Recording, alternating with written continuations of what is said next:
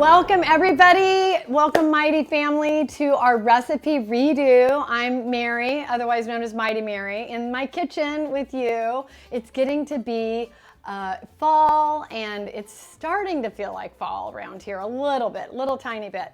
But so I thought we would make a great fall bread, a zucchini pumpkin bread.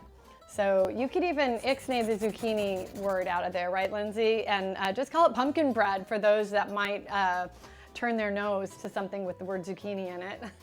I have a lot of great healthy ingredients. I'm going to show you how I actually grated the zucchini into this recipe, how you disguise it and make it, keep it on the down low like we're talking about. But it turns into this delicious, nutritious bread that you can enjoy with your family during this whole pumpkin season, right? Everything's all about, if you walk through some of the grocery stores, you're seeing every pumpkin everything. So we'll just get in the spirit with what's happening and we'll get to it by making our bread. Couple things you'll want is obviously your ingredients. We're gonna do some wet ingredients, some dry ingredients, and then merge the two. You'll also want a loaf pan. I did my loaf of bread when I was practicing this recipe in a traditional loaf pan, which is a little bit bigger than this one. And so after working with almond flour, we're not using a traditional flour because we're cutting out some of the unhealthy glutens that are in flour. I'm going to use a smaller shape to give it a little more height, my final product. You could also just use it to make muffins. You could do muffin cups, or muffin tray with or without the paper in them, and lightly grease those. So I've lightly greased my vessel, my little loaf pan here. It's kind of a mini one that I'm going to use. I'm going to set that to the side and show you what to put in your ingredients to start this recipe. Okay, here we've got all the wet ingredients, all of our major players. We have some coconut oil, some unsweetened applesauce. It's just sweetened naturally by the apples within it, but no sugar added. Some pumpkin puree, some honey, looks like a large amount. We'll talk about that later, and some vanilla. Vanilla always adds great flavors to baked goods. So we're going to start this recipe by putting all of these wet ingredients together and mixing them up. So here I have this pumpkin. I'll start with that since that's kind of the basis of this recipe. It's 1 cup, and I just used some organic canned pumpkin, and I'm going to take it. I'll slide my bowl over so you can have a better view. Is that about good? And great.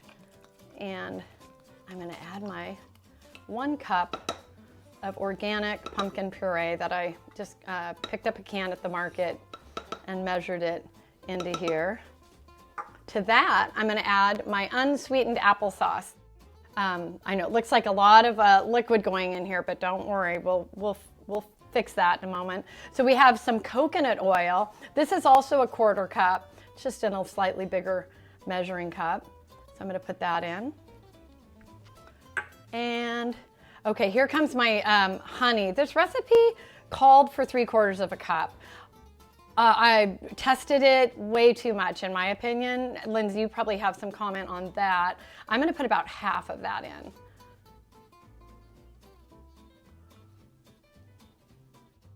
And of course, a little vanilla. That's just 1 teaspoon going in there. So I'm going to mix that together just with a fork. It really helps to get this whole situation blended nicely together. I do like working with coconut oil that is already liquefied. That just seems to, now that I'm using some better oils in my cooking, it seems to really help me when I'm doing baking recipes like this. It blends together. Good. Well, we're going to put this on standby because I want to show you the next thing we're going to add in is our zucchini, and I want to show you how we do that. So here comes my little zucchini. I've grated most of my zucchini, and hopefully you can see in my camera here that I grated it to a pretty fine pulp. this is how you hide the zucchini. So I have just a very basic grater. If I grate on this side of my grater, I'm gonna have more of those shreds, kind of the ones that you would find in the packages at the grocery store if you buy the pre-grated zucchini. That's gonna probably show up in your slices. Might not get away with it. Okay, over here, I have these much finer grating brackets. So what I do is just take a little piece of my, the end of my zucchini off. I already washed this piece, and I just start rubbing it along that side of my grater. This side takes a little longer,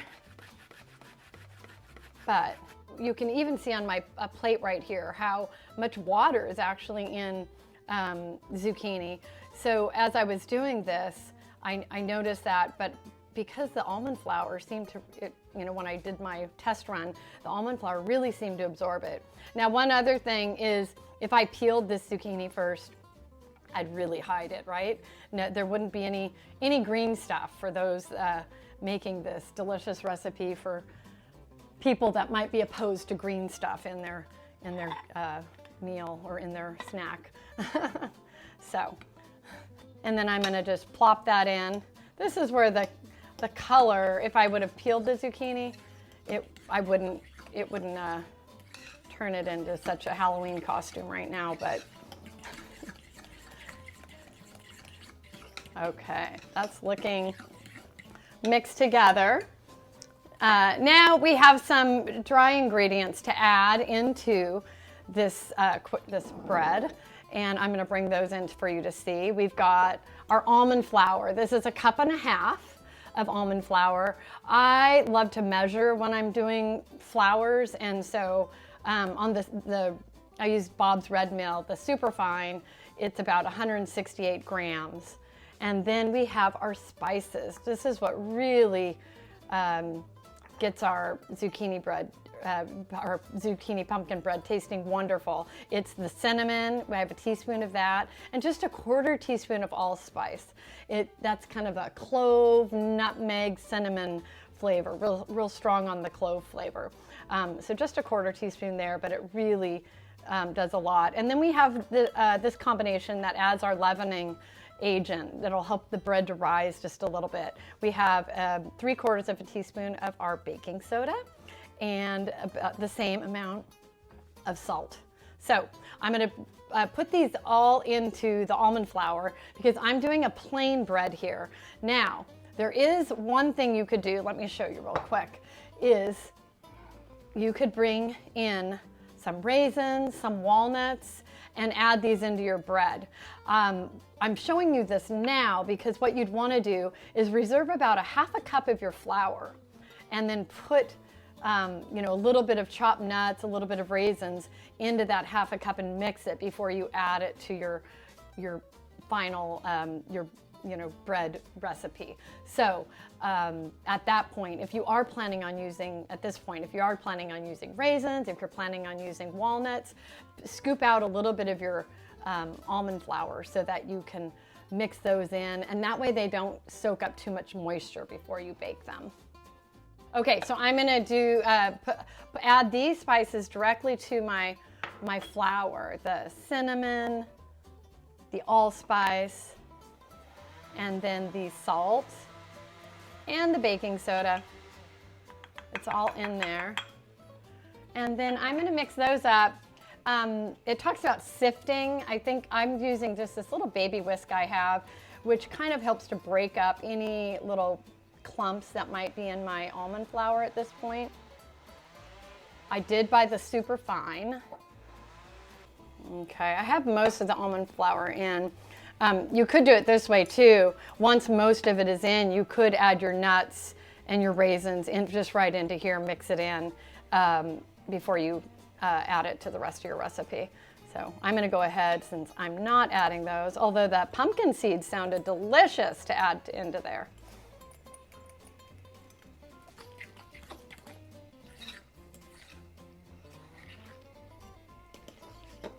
Okay, so I'm ready to fill my little loaf pan. I had lightly greased it.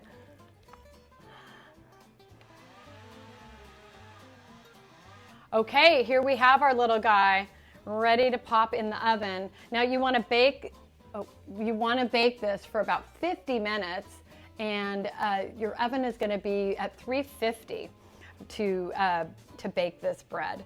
I did this yesterday, and I definitely went the full 50 minutes. If it doesn't seem cooked, you can turn down the heat a little bit, because the almond flour tends to like brown a little bit on top more so than a traditional flour, and you might want to reduce the heat partway through. Okay, all right. Does it look good? It smells good. I wish we had a sense of smell on these events, because the cinnamon and the allspice really make it smell delicious. So like I kind of alluded to already, I made this yesterday. We don't have 50 minutes to bake it, but at this point you would pop it in your 350-degree oven. And I hope this happens to you at home. You just pull out a finished product. How about that? So, and now you can see when I use that traditional size loaf pan, it sat quite low because it's just a single loaf recipe, and it did rise a bit, but you know, I think that shape that I did for this one will be, the next one will be, give it that more of a traditional bread look. So I was waiting for you guys to dig in. Let me. Yeah, I know you're missed today, Lindsay, but I've got my puppy dog Charlie filling in for you, so don't worry. And she would love a slice of this. So I thought it was going to be really dense, but oh gosh, that first piece is always the hardest to get out, isn't it? So you can see it's very moist, and I'm just going to take a little piece.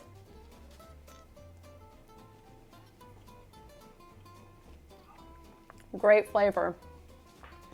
Those spices, I maybe added a 1/4 cup of the honey to this one, and it's plenty sweet for me.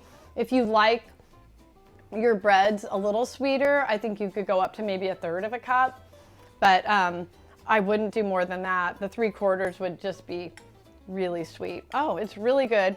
Now, you can see little bits of green. If I had peeled my zucchini, you wouldn't see that at all, but it's a nice healthy snack. A little breakfast bread. All right, if there's not anything else, I want to thank you for being here for this fun episode of Recipe Redo. We will see you again soon, and until then, happy zucchini pumpkin bread baking.